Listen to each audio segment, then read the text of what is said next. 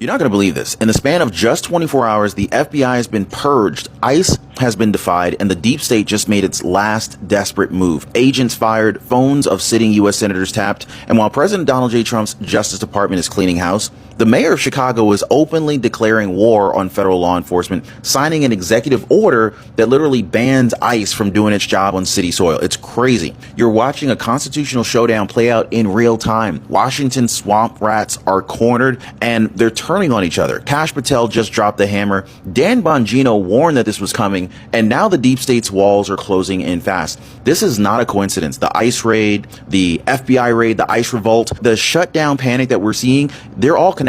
And by the end of today's video, you're going to see exactly how these events collide into what insiders are already calling the deep state's last stand. Now, stick with me, guys, because what you're about to hear, this is going to change everything about how you see everything that's happening in America right now. Hit the like button and subscribe. I want to go ahead and get into this. So it started with a bang outside the Hoover building. Kash Patel's memo went public, multiple FBI agents fired, and the Bureau's so-called CR-15 corruption squad gone overnight. Why? Because evidence confirmed that they were monitoring sitting U.S. senators, Republicans only, by the way. It wasn't just a rumor anymore. This was written in the Bureau's own audit. Phones tapped, emails logged, private calls intercepted, all of it under Joe Biden's watch. Now dragged into daylight by President Trump's new DOJ. Yeah, so the announcement hit Wall Street like a grenade. Reporters froze. Wall Street, lawmakers, they started whispering left and right. You could feel it. The panic was spreading through every marble hallway in the facility. Years of denial collapsed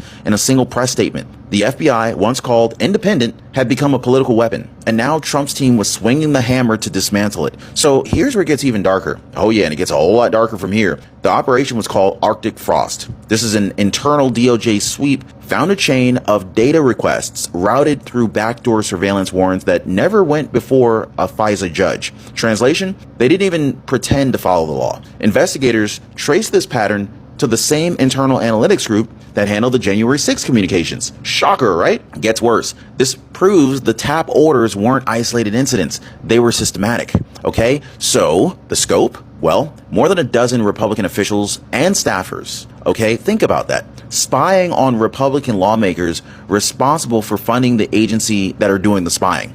That's not oversight. That is blackmail infrastructure. So when the findings reached the Attorney General's desk, President Trump's transition appointees ordered a full shutdown. That's when Kash Patel, the man overseeing the cleanup, decided enough was enough. In fact, the deep state's cover was gone and accountability had officially begun. So folks, this is unprecedented. I feel like if President Trump never became president, none of